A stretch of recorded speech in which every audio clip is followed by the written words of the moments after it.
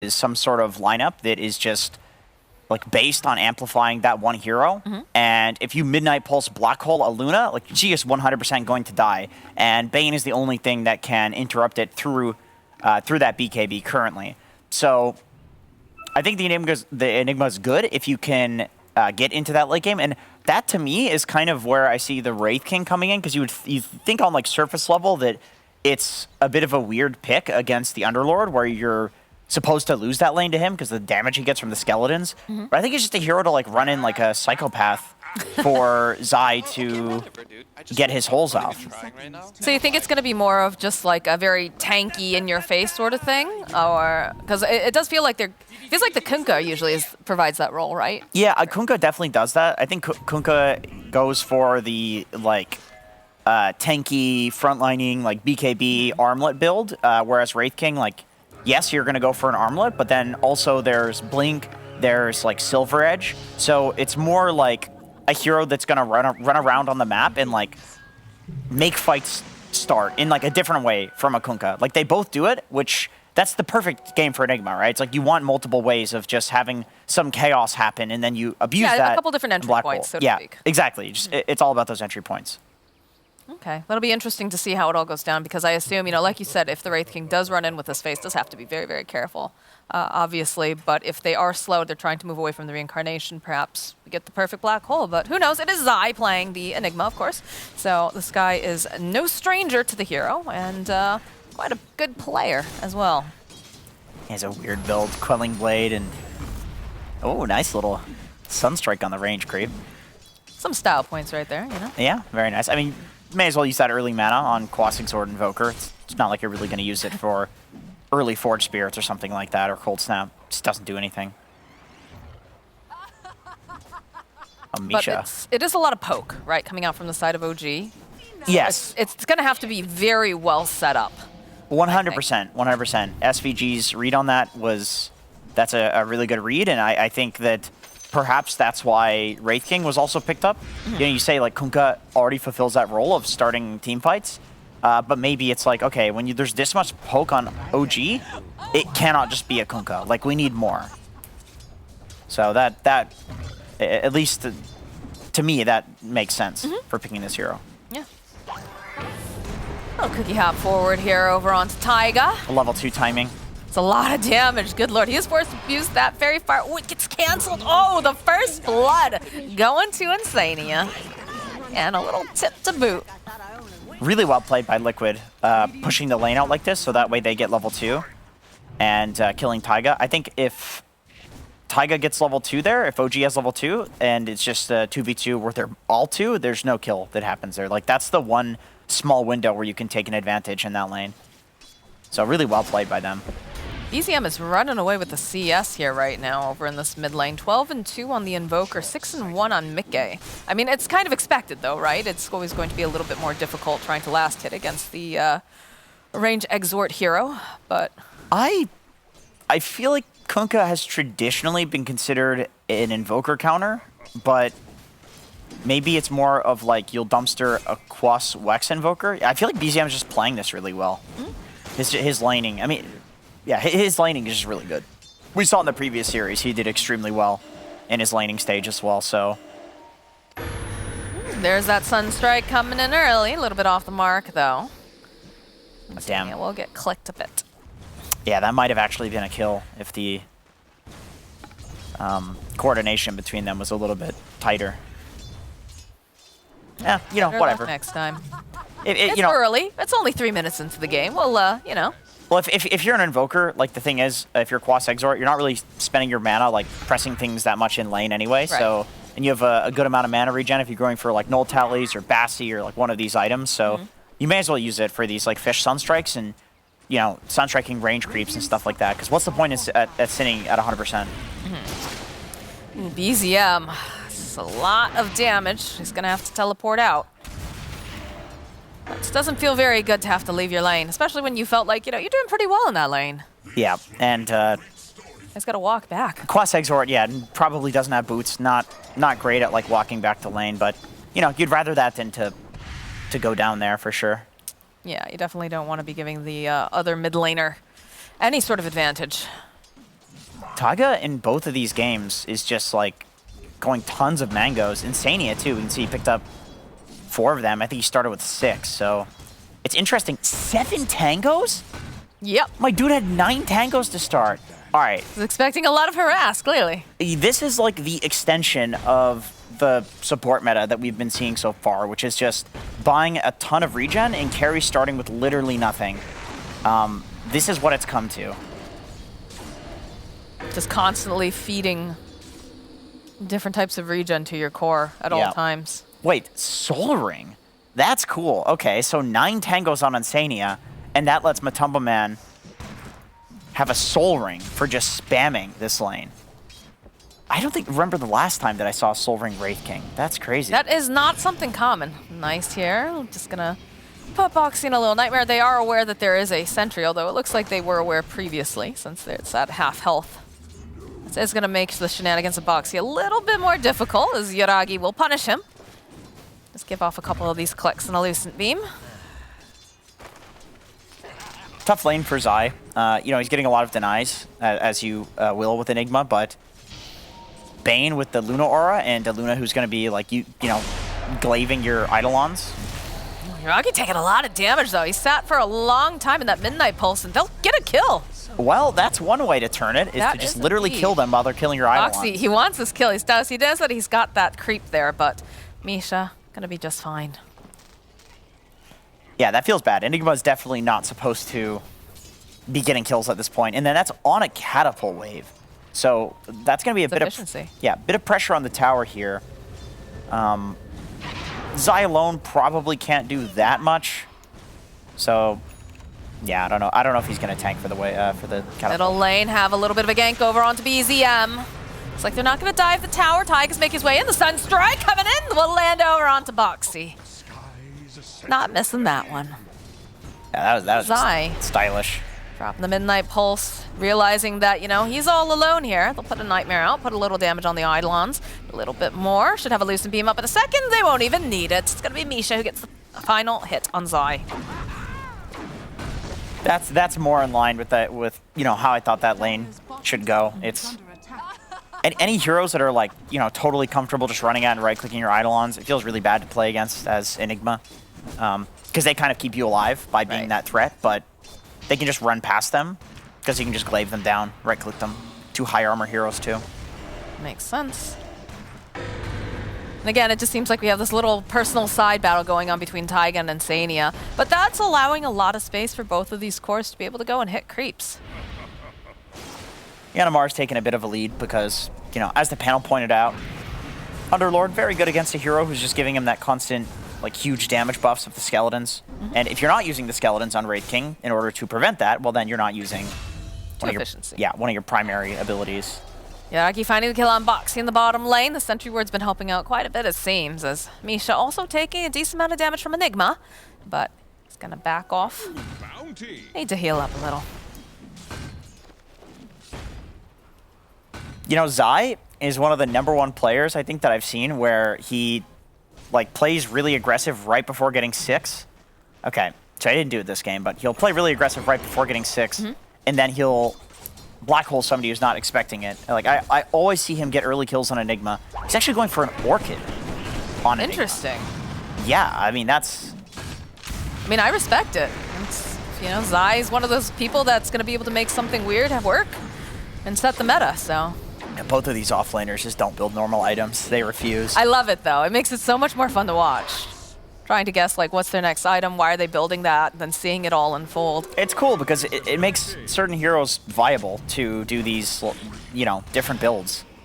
Misha making this rotation to the top lane with the Sunstrike. Brambles holding in place. The cookie is not going to save your life here. Taiga gets killed. Mickey, though, they have vision. They know he's here. So he just keeps running around in circles. They ping it out. Mickey. Looks like he's probably just going to head back. This is giving BZM a lot of space here in this mid lane. It's going to allow to push him out, and it wastes a little bit of Mickey's time here. Yeah, so this rotation that they do towards the top lane is more a result of knowing that Zai on the bot lane with the black hole, it's very likely that he's going to be played towards. He's going to use that to get a kill, so like why bother sending someone down there to die to it when you can just like pressure the other side of the map.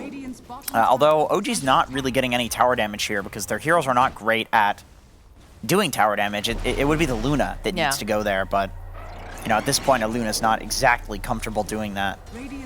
She wants to hit creeps. She's not there yet, so this bottom tower taking a lot of damage should fall to Enigma. Zai will get that. And that opens up the jungle quite a bit, so Boxy doing Boxy things here, just trying to be as annoying as possible, take away the farm from Yoragi, and they do have some nice wards here to keep tabs. Look at, you've got a couple of the entryways into this point of the jungle just warded up, so that way they can keep an eye on what Yoragi is doing, if there's any stacks, and if they need to invade. I gotta talk about the Orchid Enigma, because it's so strange. Unfortunately, you can't micro the skeletons to take that off of you. No, that'd be great. Yeah, that would be convenient. Remember when people were going Necrobook Enigma, and it was kind of like you would do this pairing of using the Malefice, the stun duration to like get a ton of necro damage. Like Enigma's actually not that bad of a single target hero, as long as you've like something to actually benefit from the Malefice. So I'm kind of thinking like maybe that's the concept here, that you get the Orchid, and in the Malefice you can get so much damage because nobody's gonna like turn and fight you, you know, during a Malefice. Right. So you put all the Eidolons on, maybe have like a +1. Like if you do Orchid and then black hole somebody, because of the percentage damage, like they're going to die 100%. It also is like an early game item that lets you have mana regen that's not just like Soul Ring or Mana Boots. It gives you that like permanent full mana. Is he gonna use it? Yeah, he is. Taiga, you're not escaping this time. So the big thing for why the Necrobook and why this Orchid is good on Enigma is because around the black hole, when you don't have it, you still have kill threat. Right. That's the idea behind it. And so all of those other things that I mentioned, plus the fact that you're going to be a useful hero without the black hole, I think is why he built it.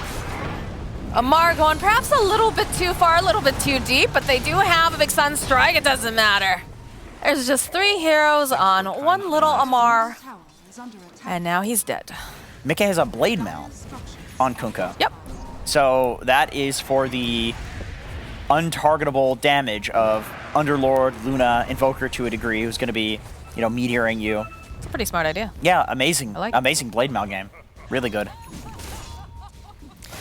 Yeah, I like the idea, like you said, just to revisit the Orchid on Enigma. We have this problem on a lot of the big team fight heroes, right? You have this issue on specifically like Tide Hunter. That's one of the heroes Which is why you get nags on Tide. Right, or you know, you build very tanky utility sort of thing, so you still You're have... a tank, yeah, exactly. Yeah, you've got another purpose besides just an ult, and I think the concept of having that Orchid, like you said, really smart, and a good way to maximize the usage of the hero. And I think that works because of the Malefice talent at level 10. I think there's a couple of Malefice talents that you can get now on Enigma. And so they buff up the damage, the stun duration, and so like, it's a legit spell now, really legit. Taiga opening up with that Cursed Crown, has the Bedlam, knows that Zai can't really do much right just yet, and the Sunstrike from BZM will secure the kill.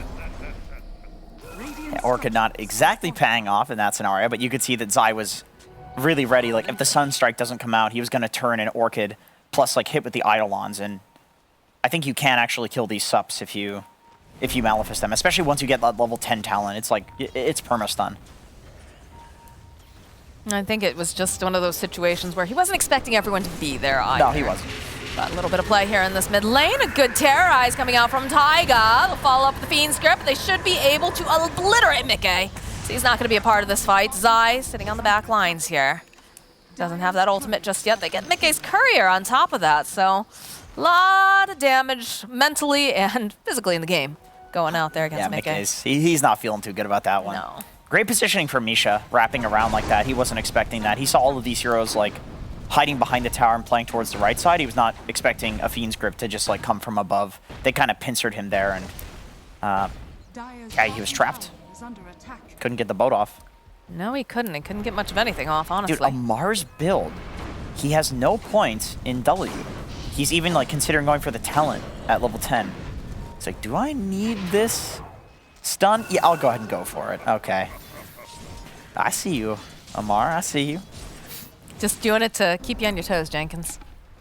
I mean, this is like it's such a greedy build. I feel like Amar in general is like such a greedy style offlaner, but he's high skill enough that he has leads, and when you have a lead, you should play like a more core style of offlane. Taiga getting poked here by Box. He doesn't have any mana really to do a whole heck of a lot. So he's gonna go for the Shadow Realm. They're trying to just hold him in place here with those kisses as they rain down some Hellfire, and they'll eventually find the kill on Taiga. The tips. Zai's going for BKB next.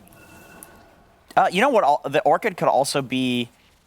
Well, I mean, you could just build a Linken's for this if you really cared, but to a degree, it counters the Bane countering of the Black Hole, because if you go into a fight, you could Orchid the Bane and then, you know, I feel Black like Hole the targeting Matumba. has to be so, like, you'd have to be so fast and you'd have to be able to see everything, right, Yeah. in order to get that off. Because, like, that was also a thought in my mind, but I was like, that's so hard to actually... It's an option, though. It's an option. It is an option. And the more options you have in Dota, to quote Owie 69,000. Taiga, again, better. there's just too much damage.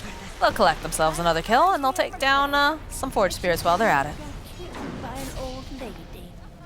So Amar goes for this casual Helm and then builds into Atos. So the Helm to him is just like a lane dominance item. And Underlord is actually a pretty low armor hero at early levels. So getting that Helm does help you more than a Ring of Health, I think. You'd think he'd be armored like a tank. Yeah, but you know, there's also like Weaver minus armor, True, Snapfire that minus is true. armor. They have a lot of ways to reduce the armor. Yeah, so definitely more value than a Ring of Health. But it's closer these days with the nerfs to Helm. It used to be like Helm was just the best item for laning in general as an offlaner, but now it's sometimes people go for casual Ring of Health. Zai did it in the last game. Atos is completed though for Amar now, so they've got multiple ways of being able to catch. It's weird having the Atos with Big only no. level 2 pit though. It's not that big of a stun duration. Like usually or root duration, you want that pit to be maxed out, but I mean, he's super farmed because of his build. Is it? Yeah, I was about to say, is this just something that he did specifically for laning, for farming? Because you said he's very greedy. So if you're able to, Taiga walking into quite a few of Liquid again, and they'll find themselves a pick off on Mickey while this is happening. So I think you're happy with that, especially because they don't end up getting the kill on Taiga, and they get the kill on mid instead. Yeah, Mickey's having a tough time this game. Just the grip paired with the God. meat ball. Oh, there's the combo. Yeah, he went right into that, so Boxy collecting the kill. They get the Nightmare off over on Snapfire. Need a little bit more damage. They'll jump forward. Oh, the Black Hole, though, coming out from Zai will be able to hold the Invoker in place. And they should have more than enough damage to take down BZM, but they'll also be able to take down Zai. Boxy is trying to put out some more damage using those little bugs. And you can see that Matu was starting to join into the fight.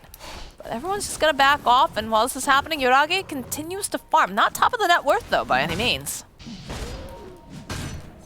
Closing in on that BKB, though. That'll be a big timing for them. Misha finding himself a little bug. Taiga looking to make some plays here. Throws down the Brambles, throws down Terrorize. Does have Amar following up here. Wraithfire Blast will connect over onto Taiga. The Sidelon giving a lot of vision. The X marks the spot. They're going to drag him right back in again. They've got the Snapfire. Kisses, they'll get the kill.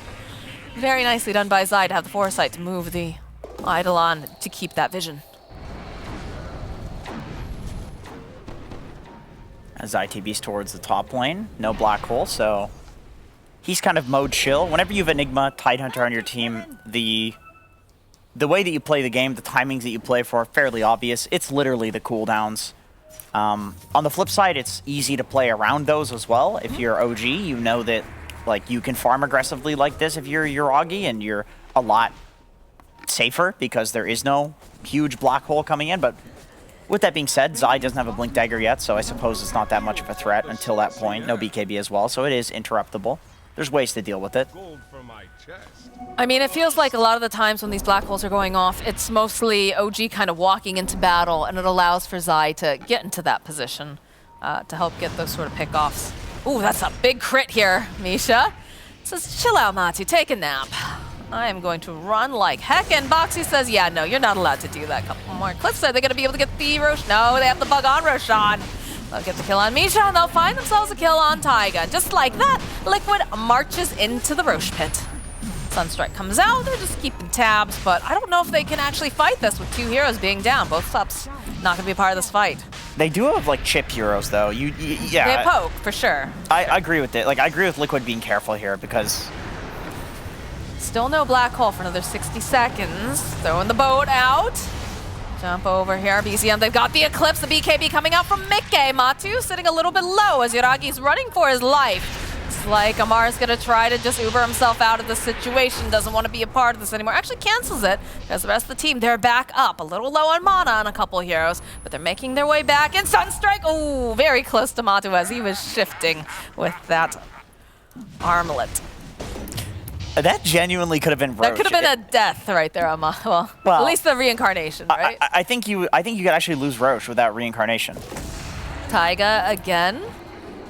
Snap Arcus are already up again. My goodness. Oh, please. Yeah, just like no, please no. That is just a support classic. You're literally supposed to be immune and you just die. It is ridiculous how far that Snapfire can be. Like, yeah. It's completely off the screen and you just see these kisses coming in. We'll now, check out the Roche, though. Now that it's on cooldown. Matu, though, very forward. They've got a little bit of pinstring. There's going to be a nice meatball, and Sandy is the first to drop.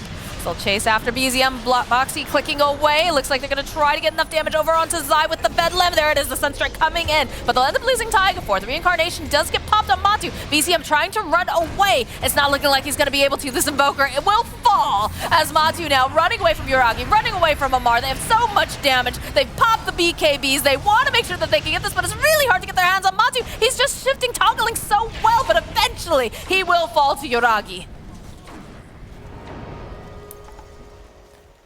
Yeah, these fights are crazy. I mean, Zai not being able to get the black hole off is always going to be the main problem in fights. That is just the nature of any Enigma game. So Taiga going in and being that annoying backline disrupting hero, like sure he goes in and he dies, but he gets a kill on Zai, and more importantly, even if he didn't, he disrupts the most important hero in the team fight, which is Zai with that black hole. Once Zai has BKB and Blink Dagger, it's a little bit harder to do that for Taiga. But in that fight, like, what a pain. Look at Taiga, just go straight to the right. Just go straight for Zai. And all of this is allowed to happen because he's just over there being this annoying nuisance. These fights are just so split, too. Like, people were not in the right positions, I think, for Liquid. I don't know if they were necessarily expecting it to happen. I would say that they were not. I think they were, like, because you think so? They're just so spread apart though this entire time. Like you saw, like Kunkka, like Mickey was nowhere near this. But Insania was standing on the high ground. Like they knew that some sort of smoke play was coming, True. and they broke it. It's just that BZM, like a maniac, just blinks in. He just goes in, giving vision for his team because he has that BKB. Oh dear. Okay, there it is. There's the BKBs coming out from Mickey, coming out from Zai. Look at the positioning though here on Misha. Gonna try to get enough damage over onto Amar. They'll turn their attention that they just blow up Insania thanks to that BKB. They're chasing over onto the back line. Zai goes in for the black hole. And Misha, though, look at this positioning. Ready and just anytime he needs to, coming in there with the Fiend's Grip. Good terrorize coming through. Yuragi, though, sitting very, very low. He's got to be careful. He's got to try to get a little bit more damage on Matu, sitting so low. The bouncing glaives coming out, though. Yuragi gets the final hit as they're going to try to get out of there in a hurry. Boxy can't do anything about this. They catch their Uber and they leave the area. It looks like Taiga, though, he's missed the car. Thanks for kind and nice words. Yeah, Matumba Man going down there is the big problem, and then Yuragi doesn't end up going down. Can you imagine being Matu, watching these glaives bounce around like, no.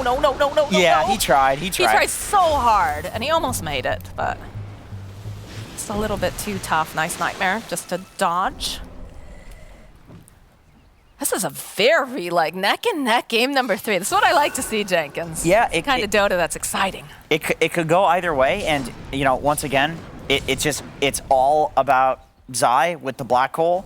And then on the flip side, it's about Misha with the cancel, too.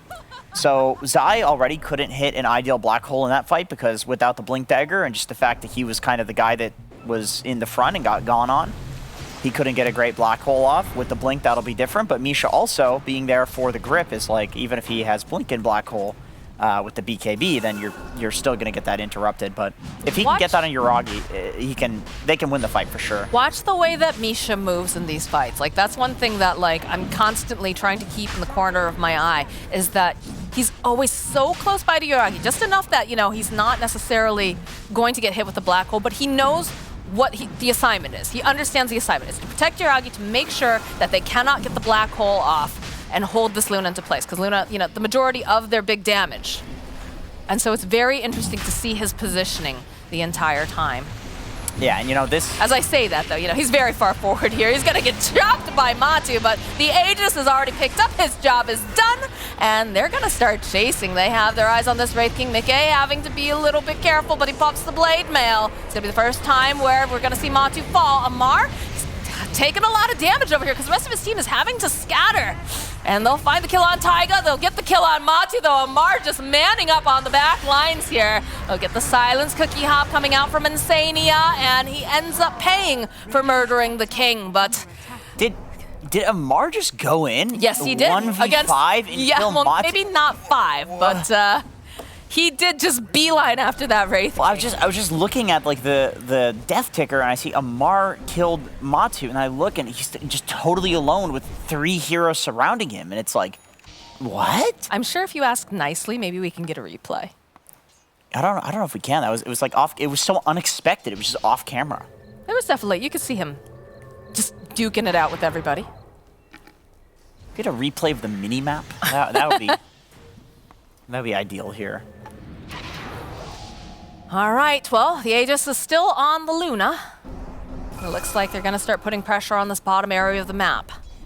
Dire's bottom tower is under attack. There's not much life to it left anyway, so with the alacrity, this Luna is going to cut through. But again, watch the way that... Okay, here we go. So you see how Yuragi's fighting over here, but look over here in this court with the live thing in the way. Oh, dear. He's just So he's coming right back slamming up. him. And look at this. Look how he's got the BKB active. He's just one. And he's just one guy fighting them. What? Just whacking away. Yeah, it's insane. Absolutely insane. Amar the Ferocious. What the hell was Amar that? the fighter. Good lord.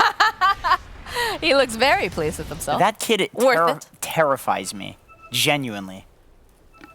My God. I mean, birds terrify you too. But well, yes. they're very violent creatures. Amar might be a bird, actually. Now that I'm You think thinking Amar about the it. feathered friend? Maybe. Maybe. I don't know. By the way, going all the way back, I really like Misha's positioning in that fight, dying first. That was 100% because they needed to run in and steal the Aegis on Team Liquid. And so he just runs in and dies because he's not needed to interrupt the black hole. Now he's going to be more careful with his positioning. And they'll have the Fiend's Grip, they've got the Atos, they've got everything to lock Boxy down. I think when Misha doesn't have Fiend's Grip up, he can just throw his life away for like a good initiation. And when he does have Fiend's Grip, then he can play that backliner. Then he just tags along with Luna everywhere to make sure that he's in position. Yeah. One other like underrated element to Bane is definitely the Enfeeble. It's really annoying being Matu and trying to like lifesteal your way through these fights, and he's also like reducing your damage by like what, 60%. And then you have Underlord on the flip side who's also reducing that. So like, I mean, how the hell are you doing damage? You're just not. That's the problem. That is a huge problem. It's just Zai. It's really just Zai. BKB gets completed for the Wraith King, but they found themselves Misha, and he does have the Fiend's Grip that's on cooldown. So like you said, he's taking a little bit of a risky move, trying to go and some D wards. He's a body. He's fine with this, though. And again, while this is happening, Yuragi continues to go up in terms of net worth, currently sitting at the top, 16K, 15K over on BZM. So, I mean, maybe that's their plan, and if it is, it's working out real nice. Aghanim Scepter now completed for Invoker. Lots of good items coming out. So the likely thing to be paired with the Cataclysm this game is Bane. Nightmare, Fiend's Grip, yeah. Yeah, they don't exactly have any other great setup for it. Like, Underlord is just not realistic. You know, you're playing into BKBs with roots. You're not going to get Cataclysm off. They're going to BKB it and just walk out of it. So, lots of pressure on Misha this game in order to set up his team. Amar just teleported out and just got a kill. All right. I'm confused. Yeah, me too a little bit, but I guess he saw the opportunity. I'm not going to pretend to know what the hell just happened, but somehow Boxy is dead. I don't know. All right, well, there it is. There's the Alacrity on the Luna again. Still has that Aegis for another 25 seconds, and they're just going to chew through this tower very quickly. Interesting that Yuragi has a Crystallis, and he went back for completing the full Manta style, and then he's not even finishing any Daedalus or Silver Edge type item. He's going for Satanic. Oh, the black hole over onto BZM. Taiga's here, though. Immediately Shadow. I'm not going to be able to go and stop this. BZM somehow was still alive at the end, but still manages to fall. Taiga now running away. Cookie hop forward. They should be able to get this kill. Mickey gets the nice hit here. As the rest of the team on OG, they were not prepared for that. But, I mean, the thing that I'm concerned about, Jenkins, is now Black Hole's on cooldown. Yeah, the thing is, when you get this late into the game, you know, Invoker's dead for 60 seconds, so when Invoker's back alive, Black Hole will be only on cooldown for 60 seconds, and that's a tough timing to, like, take a smoke. By the time you get to the fight, there's, like, 30 seconds left on it if you perfectly time it. So that's the nice thing about killing a core with Black Hole at this point in the game when they're as farmed as this Invoker, is that, like, the death timer is just so long, so it does open a worth window, right? Yeah. For them to at least take some damage over onto this tower. But I also think, again, this is a very pokey lineup, so I think as soon as Invoker's back up, they could try to make something happen. Radiant's top tower. You just don't have that threat anymore. Yeah, the question for Liquid is, in this downtime, do you want to play, like, together but safe, or split and safe? And I'm kind of feeling that, yeah, OG goes for, like, the immediate smoke. If you play together and safe, you're risking, like, getting into a 5v5 fight. Oh. This is honestly for, like, better. They go for everything. My goodness, Yuragi does the Eclipse. We have a Sunstrike. It's a lot of damage. Like, you'd rather that be your 5, but when you split up like that after using Black Hole, you just lose one person instead of, like, 3 or 4, where you could lose the game off of that, you know? Right. We get an immediate rift from Amar. Yuragi running over to Taiga.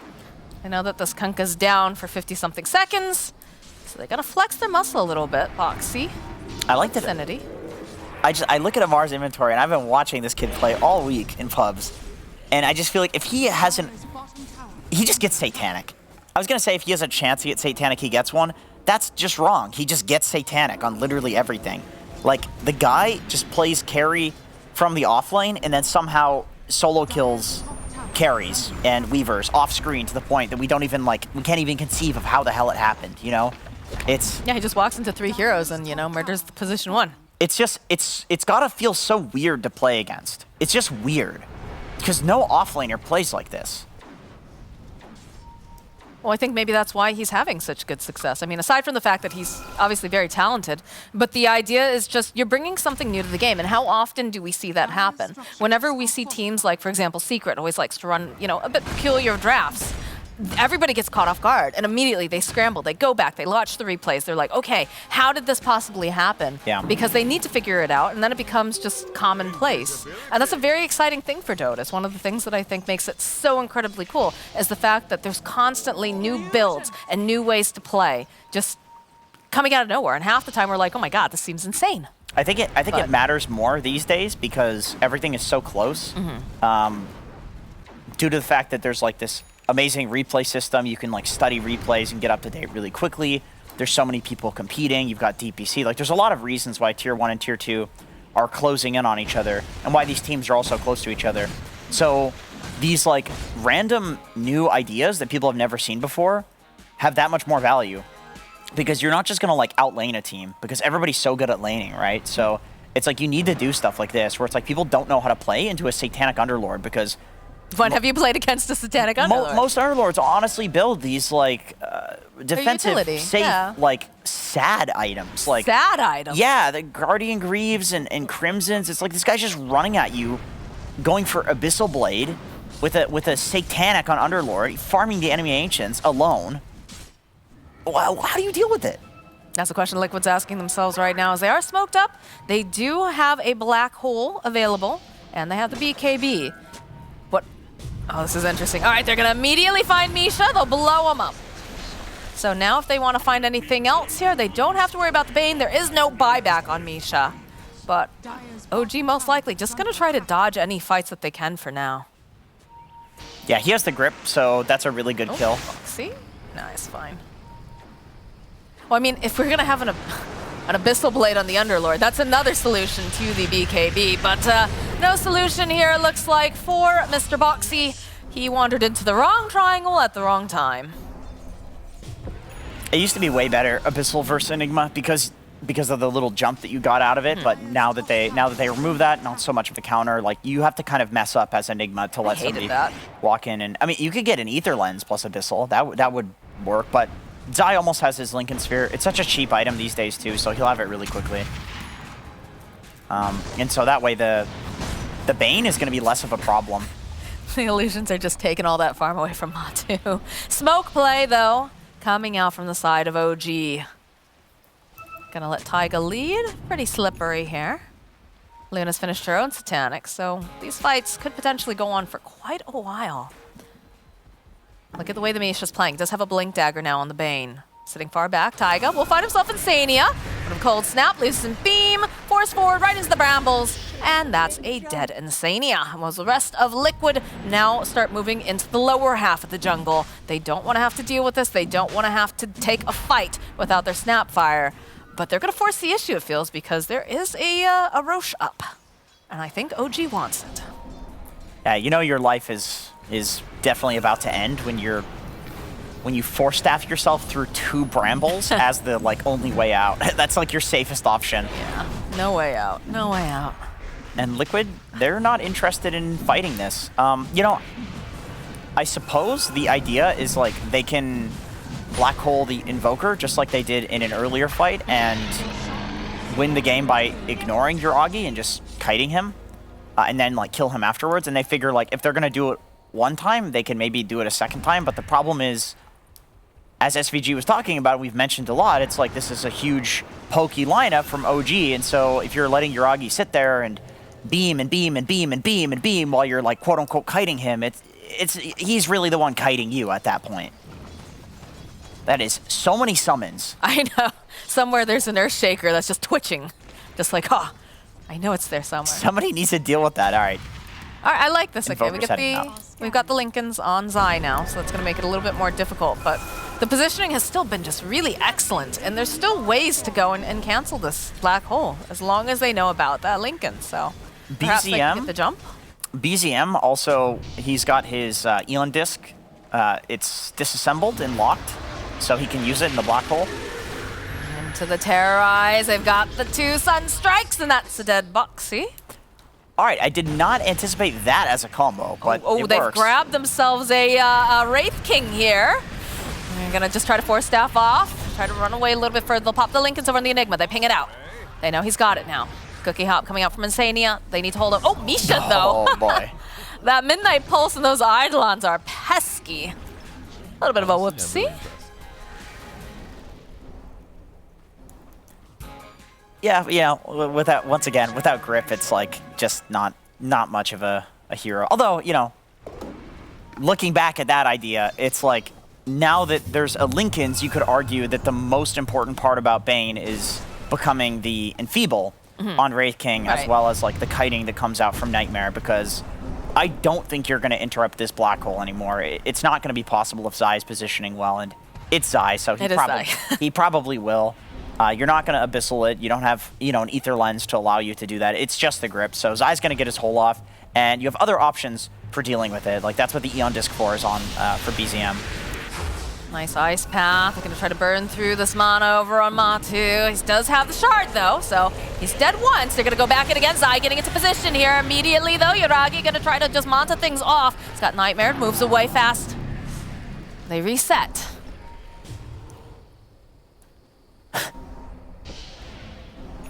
Whole lot of happening for nothing right now. Not much else to do in base other than just spin. Sometimes that's what you got to do. They did take out the reincarnation, so things are very scary for Matu to go forward here. Yeah, with that nerf on Wraith King too. 40 seconds, or 20 extra seconds he has to wait. Okay, all right, they're going to try to make some plays here over onto the Luna. Still has the Aegis. It's ticking down. The Midnight Pulse hurts.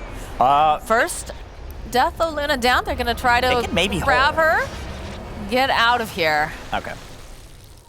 They don't need to push their luck right now. They'll just back. Is this a fake back? Or are they going to try to move their way back in again? I think Amar was worried about the hole into the Aegis, so he just prevented that entirely by bringing him to the creep wave. And it's not far enough away that it's like, oh, they're out. You know, no, they're still in. That was just in case the whole follow-up was going to come there. So it's actually a really good read by Zai to not hole there. He's like, it's too obvious. There's going to be some sort of save coming in. I mean, that would have been a dank save if That would have the been hole did happen. insane, right? And Amar saved like that. Like, that's just a good read from both sides. I literally did not see that. It's one for the highlight reel. It would have been. All right, what do we have? What do we have for neutral items? Tumby is picking up Rapier for like regular items. That's next. not a neutral item. It's actually very non-neutral. It's quite aggressive. Quite aggressive, yes. So he had it queued up in the previous game as well, or the first game, I should say, and Never got around to it. never got around to it. But you know, Wraith King is one of these heroes that the Rapier still is that, like, you know, you're power spiking the entire game. Like, you're stronger than us. You get the Rapier, all of a sudden, like, we're twice as strong as you. It used to be like that for every single hero when it gave True Strike. But now it's more so just only really good on these heroes that like benefit massively from the Rapier damage, which a hero that has a built-in guaranteed crit, of course, well, one-shotting people is never bad. He also has a cleave talent now, for some reason, on Wraith King. So that's pretty nice as well with the Rapier. Yeah, that'll be able to help clear very, very fast and put a lot of damage for sure. They haven't really been able to move out of the base, though, over here on the side of Liquid. They're getting a couple more of these neutral items. Boxy, though, does get spotted out. 3 meteors. Again, that is the Aeon Disc getting popped here. Boxy trying to teleport out. I'm not sure if he's going to be able to because he gets terrorized and he gets clicked down. BZN getting the kill. Looks like they were trying to make something happen. Yuragi get in position. Misha, he can't afford to go down like this, but he will get slain. What happened during that? Did he use a Fiend Script? No, he didn't use Fiend Script. Still fighting. Found themselves another target. Zai going for the black hole. Is only going to be able to go and grab Amar, but look at this damage that they're just able to output. Amar's not allowed to fight at all, so they will find themselves a kill. With the black hole, the follow-up, though, I've got a Tornado EMP, but it looks like it's just to disengage. You know, taken down 2. It's 11k goal lead for OG, but I actually feel like Liquid's in a pretty good spot. They're getting into the late game with Enigma. There's not great ways of canceling the black hole. Zai's going to be getting that refresher fairly soon, so instead of that just being a kill on Amar, who should be, you know, completely unkillable, it'll be a kill also on Yuragi, should be unkillable, unless they die here. Oh, they're trying to make something happen. They've got the dust, they've got the X off, but not going to be able to connect here as already BZM runs away, uses that BKB to ensure he can escape. I was not looking at the minimap. BZM just poking again, and he seems to do this on every hero, where he just blinks in, just uses spells, like, baits you into thinking that there's a bunch of people behind him so that you press stuff. And, I mean, it can be so game-ruining for your opponents to, like, get baited by that and press things, but Liquid didn't exactly take the bait there, and, you know, I suppose being Game 3 in a long, intense series like this, you do tend to get used to a certain player's play style. I mean, it is a situation, right, where you're not sure about oh, goodness, okay. There was an Insania there, but Matumba Man jumping in. Knows that there doesn't have that BKB quite up and running. Zai getting into position here. He gets silenced. He's trying to go. They pop the Lincolns. Bane just getting stunned up. He's just taking too much damage. So the buyback will pay off as Misha does come back again. Mickey taking a lot of damage here from Yuragi. They need to get a little bit more damage in time. Are they going to be able to do it? They've already lost Taga. And now Matu. There it is. A big cataclysm. Is it going to connect though? Connects over onto Boxy. Matu running for his life. BZM, look how fast he is. He wants to try to grab him, but he's just not going to be able to close the gap. As multiple buybacks occur during that fight. So there's no Roche. That fight is just kind of like both sides are just hoping to kill an important hero and run down mid and get a Rax, but didn't really happen for either side. I think if you're Liquid, you're happy with that because you don't have Black Hole and still the fight goes decently for you. You force a buyback, you have to buyback as well. and then your Weaver dies, and he gets his buyback timer out of the way. So, like, I'm really feeling like, even though there's a 13k gold lead, if you have Enigma on your side, you're fairly happy with these things happening. OG's looking to, like, really pressure off of one of these no black hole timings pretty soon, especially with this next Roche coming up. I mean, that's the draw of these big team fight heroes, right? A good Echo Slam, a good Black Hole, or a Dream or something like that can actually just change the course of the entire game if it happens in the manner that will maximize, you know, the damage. And speaking of damage, double damage room. And Yuragi has an Octarine core on Luna too, so he is really trying to play like that, you know, Phantom Lance or Octarine core build where you just kind of sit at the side and like spam your abilities.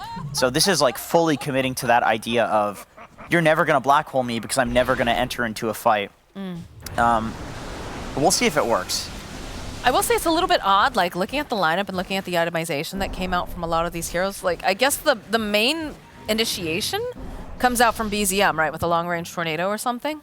Because you don't want to have Misha that far forward. Yeah, it's like BZM or Taiga. Like Yeah. they've both been a little weird. But Taiga can only do so much. Yeah. Smoke play, though, coming out from Liquid. They're going to try to make their way out of the base, see if they can grab any stragglers. I'd love to get rid of Misha again, I'm pretty sure, but gonna let Boxy scout using the Shikuchi. Yeah, the refresher orb is completed now. This is a big item timing for Liquid. If they can get 2 black holes off, they can just turn the tide completely. We can see a huge gold swing. And Roche is up. So this is the time. Taiga is gonna walk to Boxy, cookie hop, goes into that Shadow Realm. We'll drop the Midnight Post. So a little bit of a hex coming out. BZM chasing after the Weaver. Taiga, though, taking a lot of damage over on the side. Gonna go in for those long-range Snapfire kisses. Taiga has himself a Yules, buys just a little bit more time. Not enough, though, so he will fall. Don't have to worry about that. There's a gem on deck. Looks like they've snapped it up. He needs 3 tornadoes, then he can survive that. 2 was clearly not enough. Clearly. Let's get more.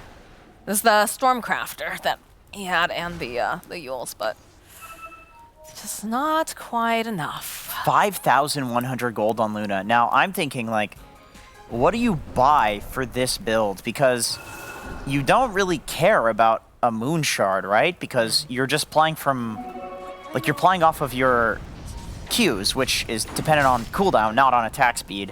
So Scotty? I was gonna say, I think Scotty, and then yeah. Oh, drop Yuragi. the boots. Like, but if you're dropping the boots, then you need those. I mean, they do have spider legs on the team, I'm pretty sure, but I think you probably have to drop the boots, but the issue with that is the fact that Zai now has an easier chance at getting that black hole on you because you're slow. be a lot of positioning issues, but Roche is up. This is big. Each team, they want this. It's going to be really hard to go into a pit, though, when you have an Enigma on the enemy team, when you have a refresher. A lot on the line here. You can see the way that they're dancing around the pit. Rapier on. I just realized Matoma has a rapier. That's very important. Have a rapier. Okay, so this is a tremendous timing from Liquid. It's a 12k gold lead for OG, but Liquid, in my opinion right now, is actually stronger. And you can see that OG feels like that as well. They do not want to engage to the point that they literally have an Octarine core on their Luna. It's all about getting the right initiation. Like, get the right hero, get a pick off. Nightmare, Fiend's Grip, some Invoker Tornado on the supports in the back. But Liquid also, they know that. They know that if they take a fight right now, they win. So let's just not get caught. Just follow Matumba Man around. It's that easy. Radiant's That middle easy. tower is under attack. Boxy. Trying to do a little bit of scouting. They can see Taiga's over here. We'll send over the Eidolons, try to get more information. Boxy's got to chill He's for like got- 10 more seconds, dude. He's got his Eon Disc off in 10 seconds. Like, he is risking. I Big mean, time they're here. just poking away. He's This got his time, Eon Disc. He's good. He's good. He's chilling.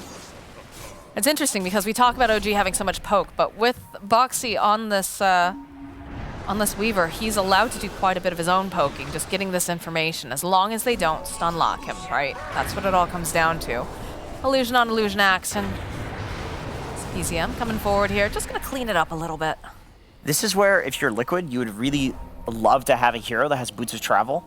They're going for the full They're going wrap in, they're around. going for full wrap here. You see these couriers zipping know. around. BZM jumping in. Oh, he wanted to get Zai, but it's a little bit too slow here. Jump forward here from Matu will immediately pop the Aeon Disc. There's a lot of damage getting dumped out here as a follow-up.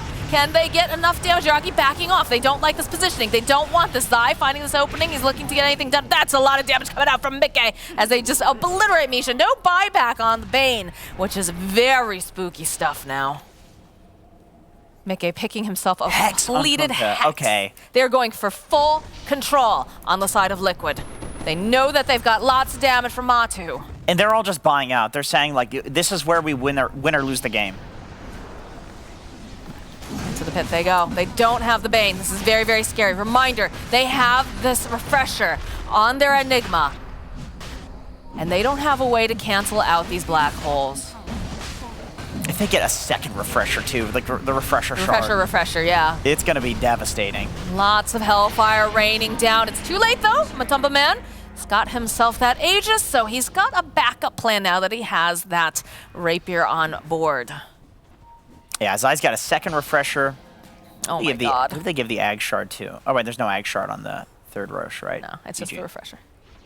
The cheese is on Mickey. Okay, yeah, that's a great cheese target. Not so good on your Wraith King, who's going to have 3 lives anyway. Throw it on the hero that gets that damage reduction. Save refresher orb now picked up. 73? 73 Forge Spirits. They've been busy. That's a lot. It's a lot of death. This game has been littered with death. Radiant's We have, I think, a kill per minute, basically, if you look at the heroes. 73 Forge Spirits? It's all Luna. There's no way. For the Eidolons, anyway. There's no way. 106 Eidolons. See, that's more reasonable because there's, you spawn so many of them. 73 Forge Spirits. That's more than 1 a minute. My boy's feeding his friends. All right. Amar's going back for the Hex. See, his build now is seeming a little all over the place. Very much a little all over the place, for sure. Got a Satanic, a Basher, and Atos. Looking at a Hex now. We've got some control, a little bit of damage, a little bit of sustainability. Not sure exactly what this Underlord is He's got plan is. some identity issues currently. Yeah. But if it ends up winning the game, Yeah, whatever. I mean, it works. sometimes you have to pivot. I don't disagree with this. Like, he's realizing that he's not going to be this like frontlining right clicker because if he goes in, well, we saw what happened when he went in. Yes. He gets hold. He dies. It doesn't matter how tanky he is because Enigma's percentage damage. The tankier you are, the more damage he does to you. Oh, Wind Waker. Okay, so Taiga built the correct item. That's a really good item, as long as he doesn't get blown up first, though. yes, right? yes. The problem is when there are 3 black holes and you only have 1 Wind Waker. In my Do the math for me, Jenkins. By How does my that work? calculations, that's too few. Say my name. Yeah, that's an Amar spray right there. You did say his name earlier. A very authoritative voice. Amar? Yes. Yeah, that's his name. Yep, that is his name. An Aghanim Scepter. Okay, I like this. He's Hell yeah. He's just like, you know what? Let's just get wild in this game. Let's get that gate. Have we seen a Fiend's gate? We're portaling to their fountain.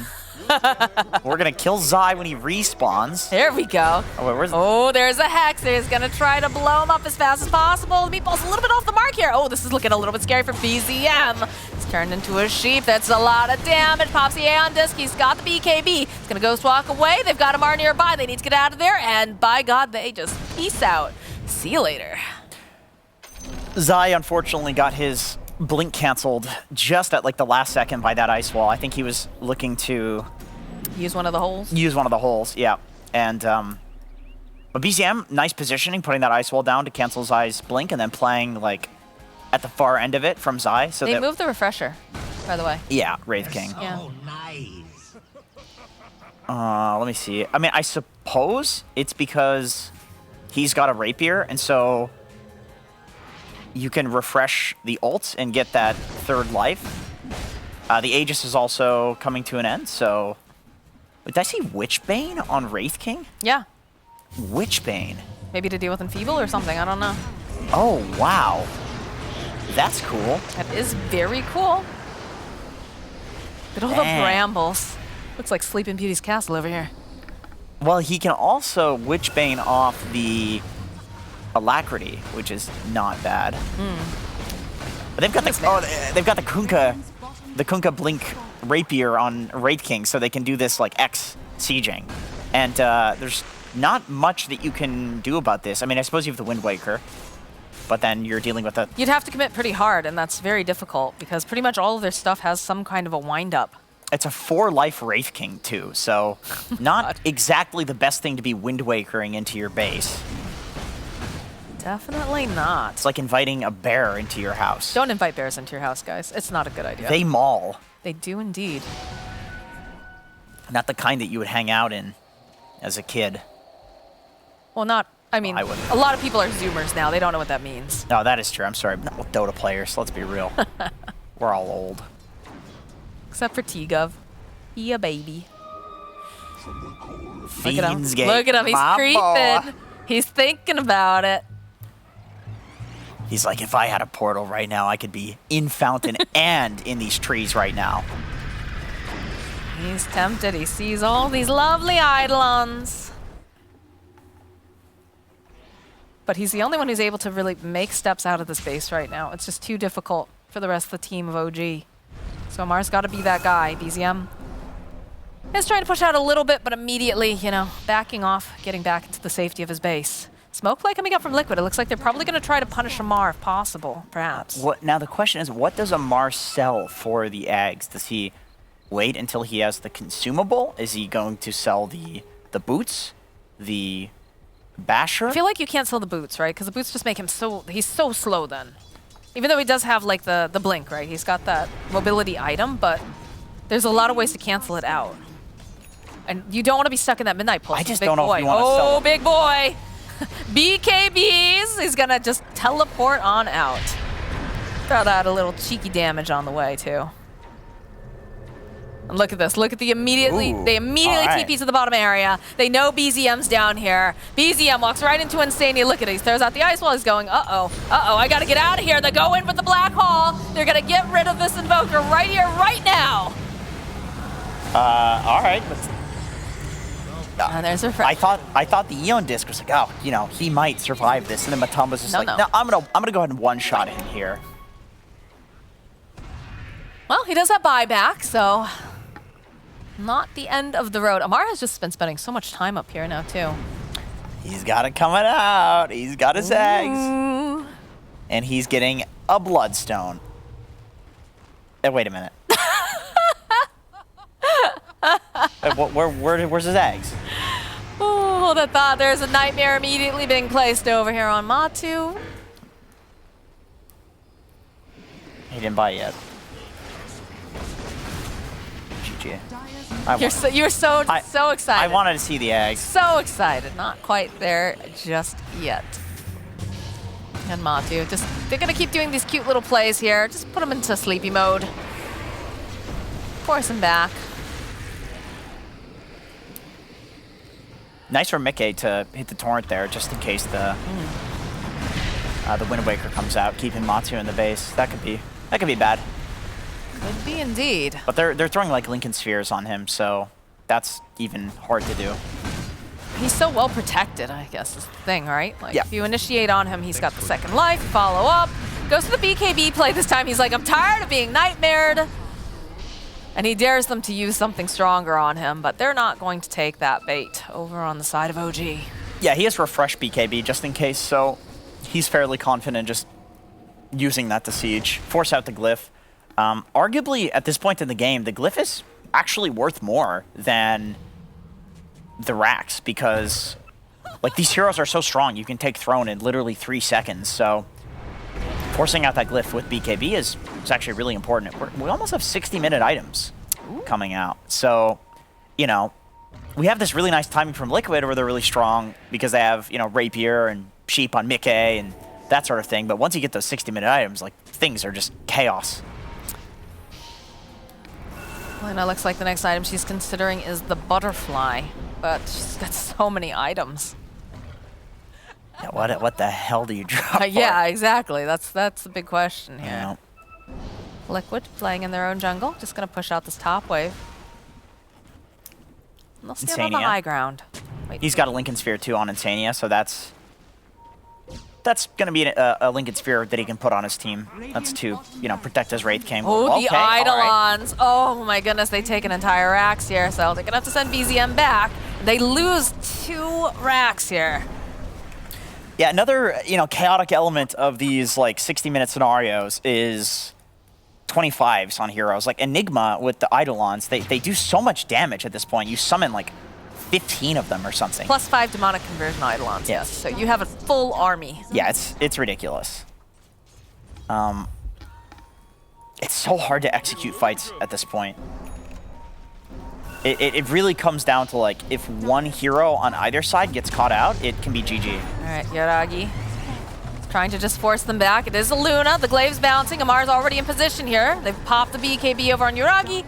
They're just going to take as much of the base as they can, but there is a little bit of poking back and forth here in this mid lane. Boxy continuing to try to push out the wave. Yeah, this is getting pretty spicy. I like this. Cheeky. You got one side doing this X play to siege the high ground, and then the other side they're using Amar to rift out. That's pretty nice. I mean, either side, there's no fort on either side. Either side could go throne at some point. The game could just blow up. Another Sunstrike. They realize they're in the pit. Immediately the smoke coming out for OG. They want to try to fight this, but this Roche is going down way too fast. Even going for the cookie hop, they want to ensure that they can pick it up. There's a lot of nice juicy toys on the ground. Except they're getting picked up on Mickey. Also going to grab up that Aegis as well here as OG, they'll back off. Oh, we get a Giant's Ring. Oh. Let's go, baby. On Let's Matumba. go. That's a big skelly, man. Now, the best thing about this is it means he can drop the boots and he's still insanely fast. Yeah. When you're a Rapier Wraith King, you're so happy with this. All right, Fallen Sky. Fallen Sky, that could be very Who do we good. put a Fallen Sky on Book of the Dead? That's one of the worst ones that you can get. Although, if we're going for some throne race, I mean, it's good for that. Book of Shadows too. Very nice. Very nice for. That's a weak item. You want that You want item. the Stygian You want the Desolator, yeah. Desolator. Deso 2, baby. Yeah, that's the highest damage item in the game right there. Are scanning. Legit. You'd I rather was saying wanna- for positioning purposes, the Book of the Shadows is pretty nice, but I don't know. I find it to be very underwhelming. I'm always disappointed. Matumba hey, what's hello. up? Hello What's up? there. You can't even see him because he's so large. Gem gets dropped on the Oh, ground. that's a dope item. That's Mirror a good Shield one. is so good. Yeah, Oh, hell holy shit. yeah. I mean, against Bane, too, you're just like, well, what the hell do I do? I'm gripping myself. That came out wrong. All right. Nice. Ooh, Zai, though, is getting clicked down by some of these summons. That is a very long X marks the spot. My goodness. He is just not even able to clear that because the Book Look of at the them. Dead. He's just walking right. Yeah, look at this. That looks like the Book of the Dead building into an Octarine core. Very nice. Now it's Invoker.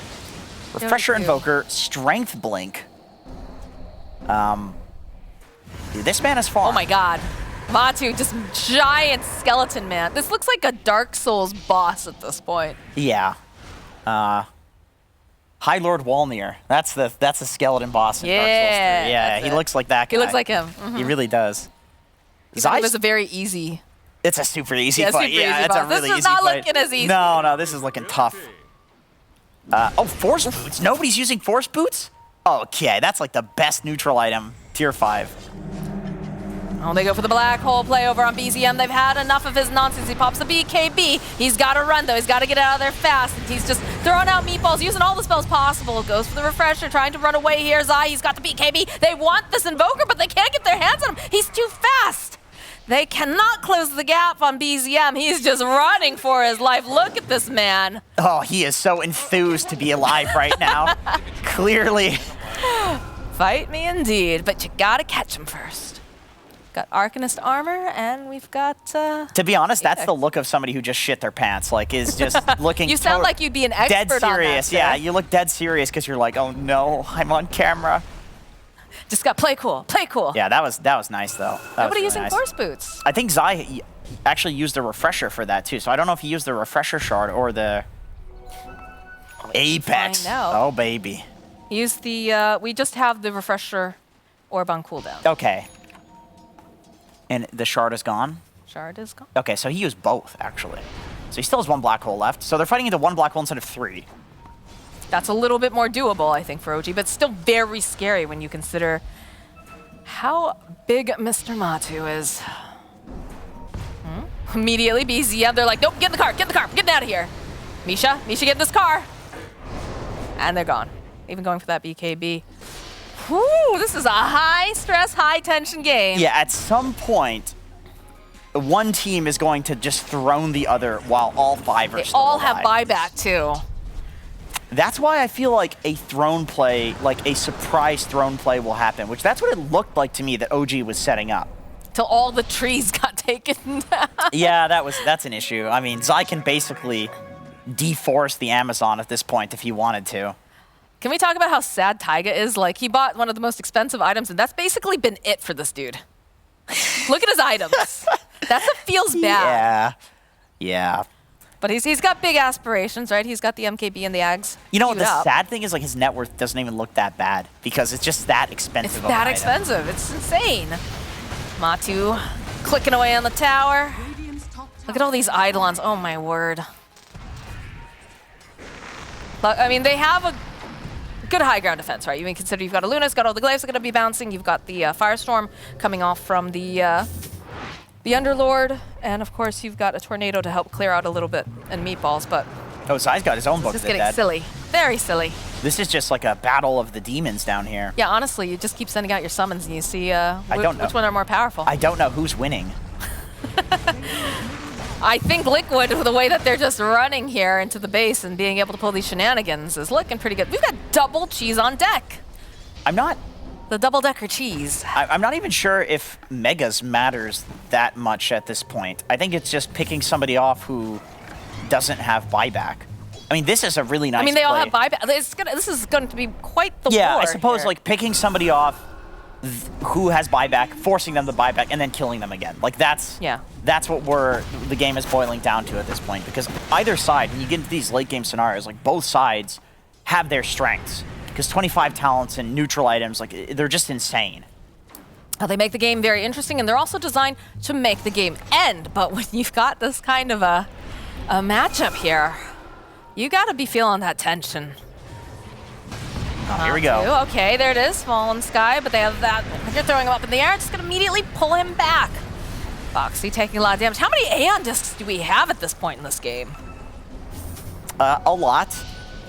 Well, there's so many items that Boxy has a tier 5 neutral item in his backpack, and he's using Apex on a pause 4 Weaver. Yeah, that sounds about right. For Just the let state that of the sink team. in for a second. Your position 4 is using Apex.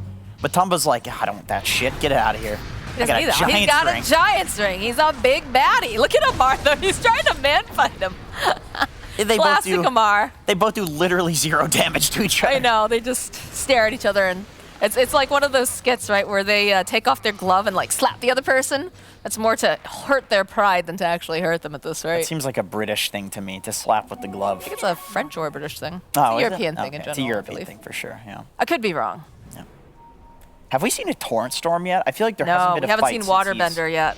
since he's gotten that. It's the later the game goes, the better that ability is. It's so disruptive, and I would imagine he is level 30 on Kunko, or is going to get level 30, and so he's going to have all of the torrent talents. There's Well, he so many BKBs on deck, though, too. Yeah, but it lasts so All right. long. Oh, nice blink away here. But again. All right, that is the Eclipse that got used. They do have the Aghanim Scepter on Yoragi, but like, Of course it's he just, has an eggs. Yep, We're naturally. 67 minutes into the game. Like, everybody should be kitted out except for poor Taiga, who still has the same items that he's had. I mean, he's got to Amar- save up for that buyback, though. Amar hasn't either, because he's just like, he's still Amar has an contemplating. identity crisis. All right, He needs to finish up the Abyssal, right? He's going back for the Abyssal. Like, he had Aghanims queued up until literally 10 seconds ago. So he's finally getting that. He's like, the Ags is too insane. Although, I don't even know. I still think the Ags is potentially good. Like, we're talking about these plays. they go for a throne play with it. All right. Matu, he's in. No. Slowly but surely, they're winning This is the the game. worst way to win Dota. Yeah. Like, it's the slow bleed out. But It it's- just, oh.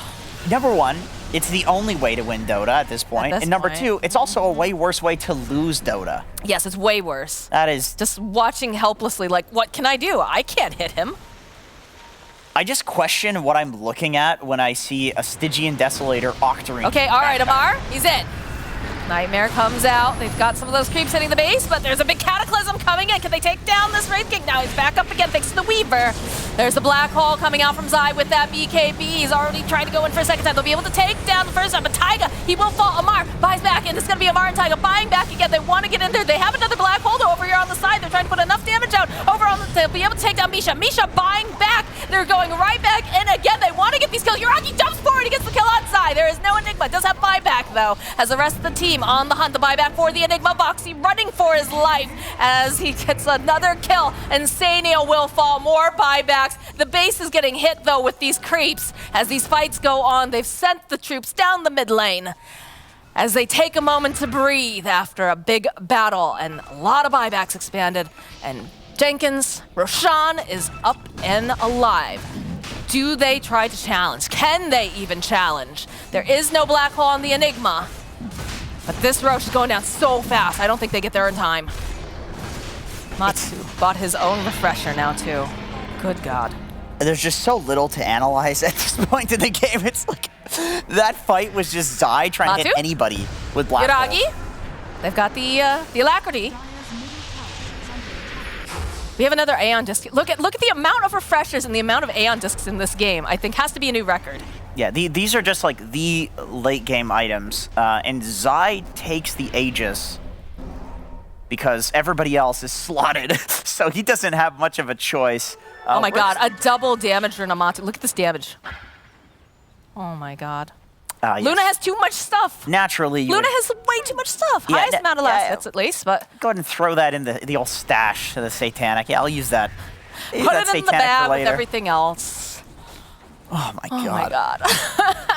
I love this kind of Dota. This is like so much fun to see. What do you do when your back's up against the wall? Does everybody have an Aeon disc over on the side of OG now? I guess no. They don't have one on the Bane. They don't have one on the... Surprisingly. It feels like everybody has it though, but they don't. All right. Get another smoke play here coming out from OG. They're looking to poke. They're looking for some sort of engagement refresher on Luna. Again, reminder that there is a refresher on the Wraith King. Shard on the Enigma. This is gonna be one heck of a battle. And it all comes down to who gets the jump on who. Radiant are scanning. This is gonna sound absolutely insane. Everything you say sounds insane. Well, it's also 71 minutes in. I feel like Mataba Man is not actually doing damage, even though he has a literal rapier. Like, They're so tanky. it's just they're so tanky, and because he has this refresher, they're somehow able to kind of ignore him and just go for everybody else. Like, the supports' lives are the most important at this point in the game for both sides. BZM gets found out here. Does have buyback. That'll be the Snapfire Kisses that get used. So they do find themselves a pick-off on the side of Liquid. That could be enough to open the door. But again, they do have buyback on Invoker. Nullifier has insane value at this point because there's... Oh my God, yeah. There's like the Wind Waker, there's all of the Eon discs that you were talking about. It's like, when you get a Nullifier against like just a Necrophos or just one Eon disc, it feels good. When you get it against like 5, it feels like literally just the most busted item in the game. So great pickup from Mickey. All right, Liquid making their way towards the base again. Look at all these Eidolons. Yaragi just throwing out those Lucent Beams, trying to clear out the creep wave. And again, it is a Luna at 72 minutes in, so it's pretty easy to do, but it's also very scary to approach the creeps. And at this point, I'm sure that Megas doesn't even matter. Like, this is, you make this play on Liquid because it's really all you can do, but it honestly doesn't matter that much. It's going to boil down entirely to somebody getting picked off without buyback, or Zai using all of his black holes and then not having one up, and then OG just literally runs down mid. It's like, yes, it looks like Liquid is ahead in this game. Yes, it looks like they have full control of this game, but all it takes is one opening for OG, and they can run down mid and instantly end the game. So it could go either way. And just cleaning up all these creeps. A jump forward from Matu. He's in. He's looking to see if he can blow anybody up as quickly as possible. Lamar already, though, is looking to try to get people out. He does get hexed up. There it is. There's the black hole over onto 3 side. Perfect positioning, but it's not going to be able to finish up. There it is. Second black hole is going to be able to grab the Luna. They'll take down Misha. They'll take down Yuragi. Yuragi going to have to buy back immediately as they do get the kill over onto Amar. They need more damage, though. They need to take down this Wraith King, and they'll take him down once, but he's coming right back up again. OG looking to find the entry to go and just continue this fight, but it's so hard. They almost managed to get the kill inside. All right, oh, Yuragi, he goes in very, very deep. He's got to run, though. Matu's hot on his heels. They're going to chase him. The Hex comes out from BZM, though. Can they keep it alive long enough so that Yuragi can get back into the Foundries? Too much damage. No, they'll be able to save him just in the nick of time, but there it is. They're going to try to drag Taiga right back out using the black hole. They'll get the kill on Taiga. He does not have buyback. Mickey sitting a little bit lower on the side. Yuragi trying to man fight over here onto Matu. That's going to be another reincarnation. He's coming right back up again. Stunned into place. Follow up with the tornado. Yuragi looking for the moment to go and drop that Lucent Beam, but they're just focusing down over on the buildings. They know that they don't have the buyback on a lot of these heroes. Meteor's getting dropped, just trying to push them away the disarm, but they call GG. Team Liquid just absolutely obliterating OG in that last fight.